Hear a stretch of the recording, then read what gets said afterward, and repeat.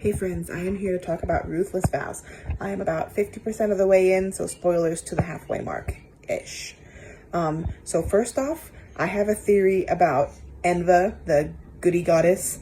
I think Enva was Winnow's mother. I think that Enva is dead. I think that Willow's mother was like in hiding. I think that she got really sad and like depressed when she was watching all these humans go and fight and die for her.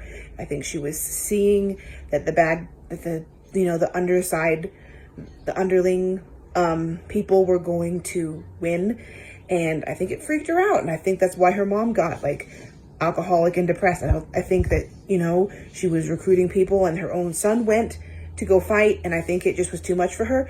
I think maybe she killed herself. I think she didn't want to go back to being the wife down, the queen of the unders. I think she was just done with that. And so, yeah, I think that that's why that nobody's been able to find her for the entire book and like most of the last book. I think they haven't been able to find her because she's dead. And I think she's dead because she's Winnow's mom and she like jumped in front of a car.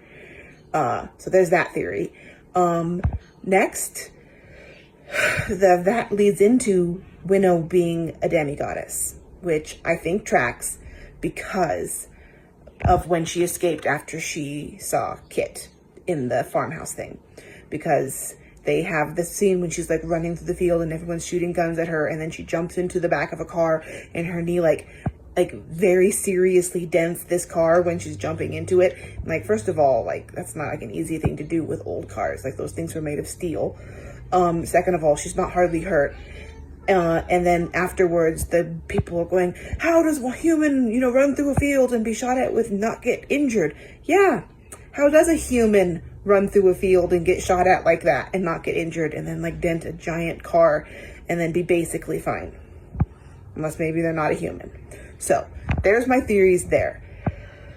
And then as for the story, like, Winnow just got back to the main town and she is seeing how much everything has changed, and there's this like shadow organization thing that's kind of working for the government, and they are instilling a curfew, and they're controlling the the schools and the universities, what they're allowed to teach, and they're leaning on the press and controlling what the press can show, and nobody can stop them because they're not technically the government, but the government's totally not stopping it. And they totally kind of are the government.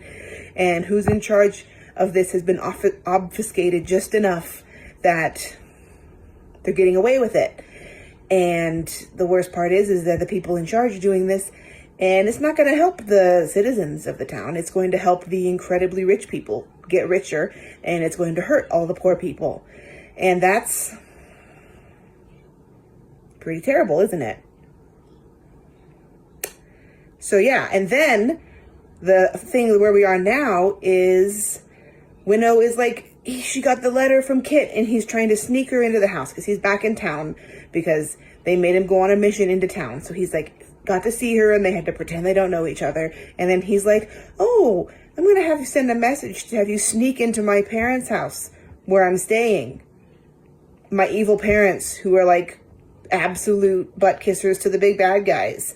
There's no way this can go wrong. No way this is about to go wrong. It's the chapter I'm about to start, is her trying to sneak in to see Kit. So yeah, I think she's a demigoddess. The stuff in the government's doing is like totally unbelievable. Nobody would ever do that. And now she's about to sneak into a really bad place. And I think they're being pretty stupid. So wish me luck. Talk soon.